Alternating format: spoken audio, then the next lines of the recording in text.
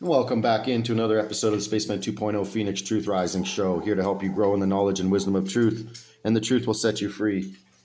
In the last episode, it was illustrated by Archangel Gabriel, the crucifixion of IMMANUEL, and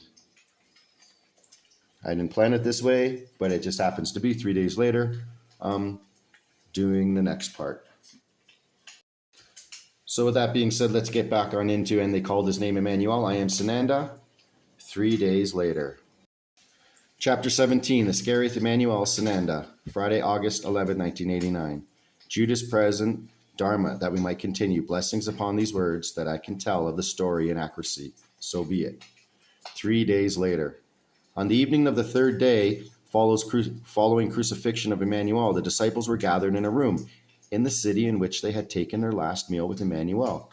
It was the time of the ancient holiday of Easter, and they had gathered to speak of the things which had been happening. Behold, the door opened, and a stranger entered, someone they had never seen before. The person had a cloth across his face. They were immediately afraid it might be one of the Jews come to betray them. The stranger gently spoke and said, "Peace be with you." And he took the cloth from across his face, and they could see that it was Emmanuel. Doubting Thomas. He then showed them his hands and his loins and feet, and they could see his wounds. There was great confusion, but great exuberance at his presence. However, there was also great doubt as to such a reality, and Thomas believed the form to be an apparition and said to Emmanuel, "If I can touch your wounds, then I would know that you are not an illusion."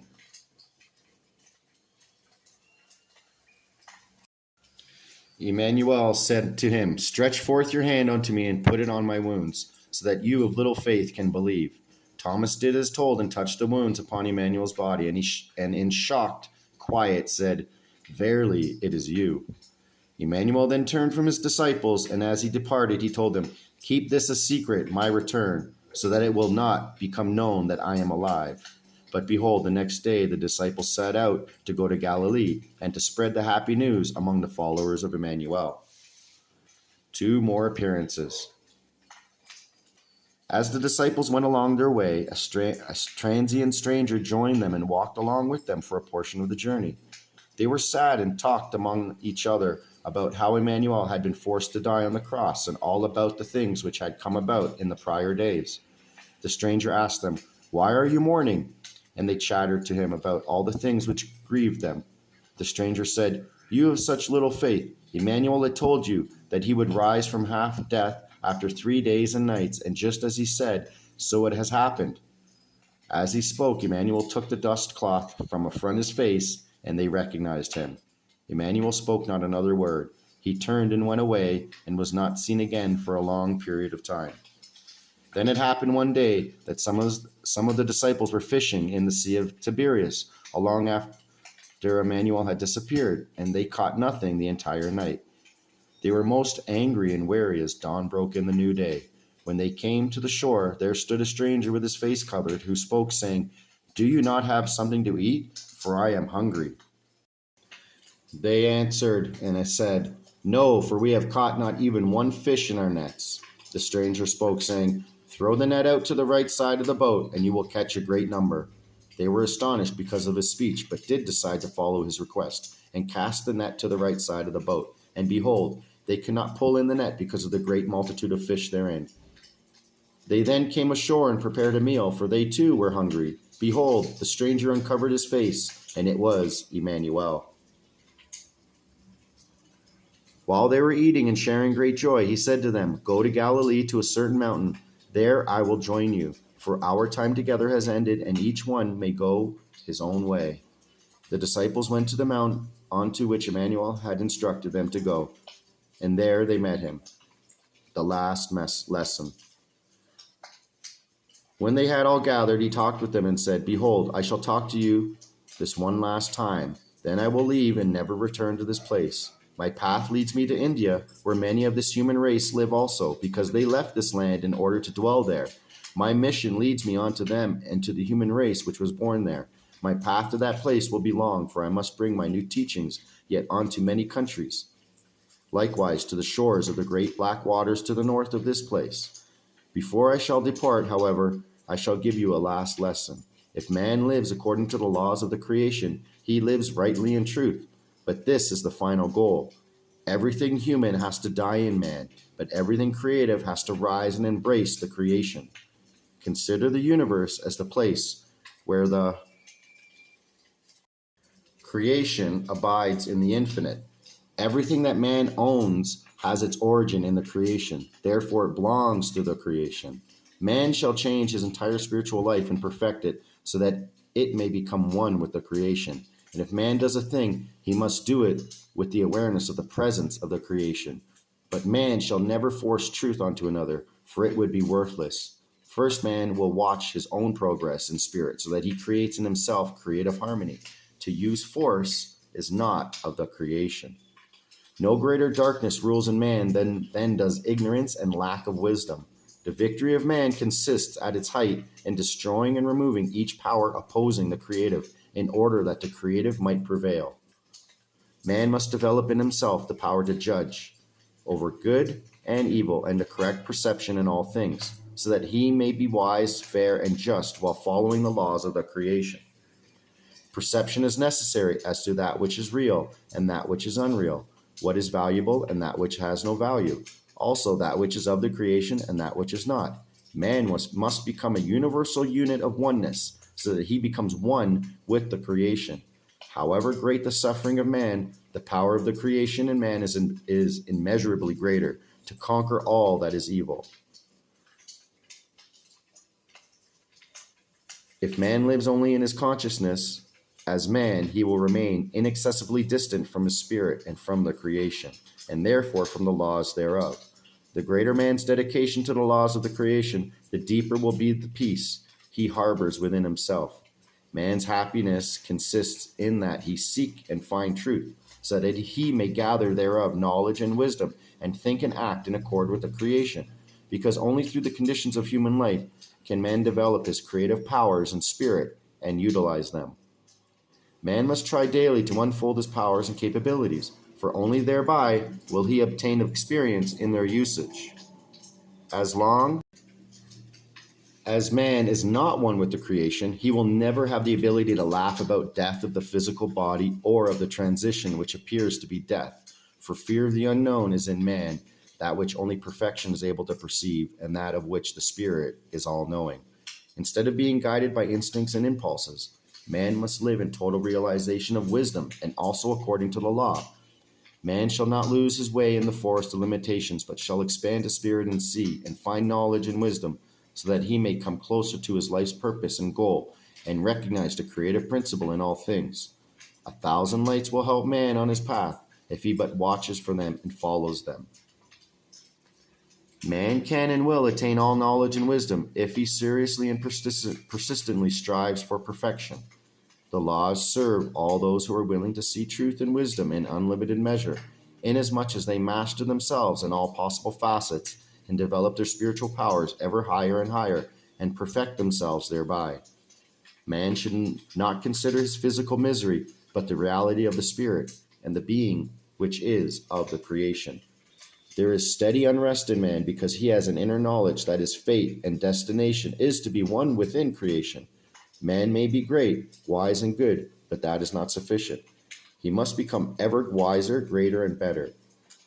There may not be any limits to love, peace, and joy, for the present has to be unceasingly exceeded. Man's final goal.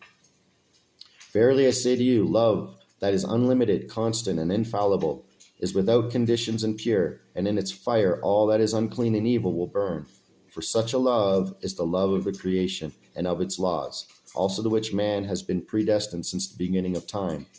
Since this is the final goal of man, he must take care that this must and shall be so, for this is his destiny.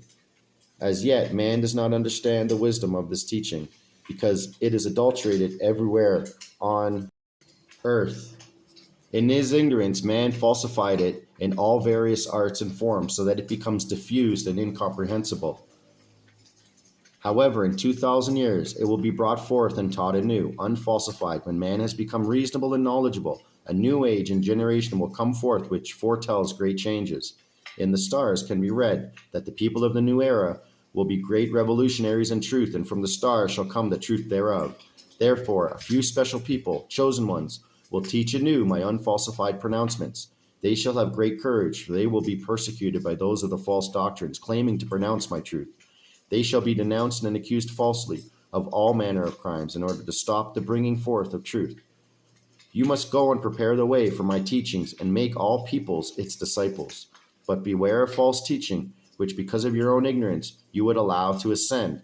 Some of you are most inclined to project my teaching in error. I sternly caution you and warn you to be careful in bearing forth only the truth.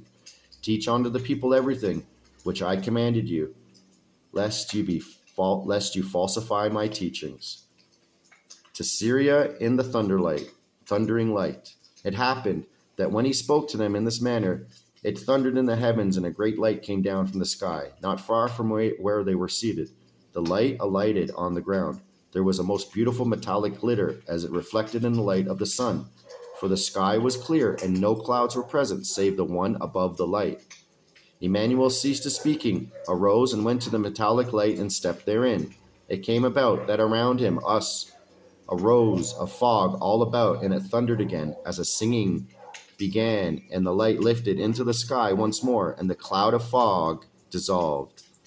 The disciples quietly returned to Jerusalem and described what had happened. Now it happened that Emmanuel was set forth on the land through the great light in Syria, and he lived in Damascus for about 2 years. He was not recognized as to his identity, and was most often called by the name of Isu. After about 2 years, he sent forth a messenger into Galilee to locate his brother Thomas and his disciple, Thomas, as well as myself, Judas Iscarioth. In a little more than 2 months, Judas and Thomas made their way to Emmanuel. They bore bad news. Thomas related, "Your disciples have falsified your teachings. They say you are the Son of God and call you the Anointed One, and have pronounced that you are equal to the creation. The high priests and the elders persecute your followers and stone them whenever they can find and catch them. It is said of Thomas, your disciple, that he fled and left for the land of India with a caravan." Saul. A great enemy has ascended against you, a man named Saul. He is foaming with rage against you and utters great threats against you. He issues great threats against your disciples and those who believe in your teachings. He has letters written to the synagogues in all countries so that those who would follow your new teaching would be bound and taken under arrest into Jerusalem. No difference is made as to whether it be man, woman, or child, for they shall all be put to death. Emmanuel spoke, "Do not be afraid. The time will come soon when Saul will be taught contrary to his evil thoughts, for he is already on his way here to Damascus. He is following the two of you so that he can arrest you and return you in chains to Jerusalem. But I shall step in front of him before he reaches Damascus, and since he believes me to be dead, he will assume my appearance to be that of a ghost." Emmanuel then set out to see a friend who helped him with mysterious things, such as powders, salves, liquids, and other secret items. When he had gathered all his supplies, he left the city along the road to Galilee, from whence would come Saul. For 2 days Emmanuel waited at a place some days' journey from Damascus in the cliffs. While he waited, he prepared a mixture of the various items he had brought along with him. During the night of the second day, he saw a group approaching from the direction of Galilee. Among them was Saul, the persecutor of the disciples and Emmanuel's followers. When the group came close, Emmanuel stood forth on a large rock outcropped, struck a fire to the concocted mass, and cast it before the group approaching, directly in the path in front of Saul. At the same time, Emmanuel shouted loudly, "Saul, Saul, why do you persecute my disciples?" Saul, however, was terrified and fell to the ground and cried out, "Who are you who speaks to me in this manner?" Emmanuel answered and said, "I am Emmanuel, whom you persecute in your hatred, as you do my disciples. Get up and go into the city, and let ones teach you according to how you are supposed to live." Saul was very much afraid and said, "But you are he whom they crucified, so you are dead and speaking to me now as a ghost." Emmanuel did not respond, returned to Damascus. The men who were Saul's companions stood frozen with fear, for they too thought that they had witnessed a ghost. But Saul got to his feet and opened his eyes. However, his eyes had no vision, for they were blinded by the light which Emmanuel had caused. His companions led him by the hand into Damascus. Saul did not have vision for 3 days, and he did not eat or drink during that time.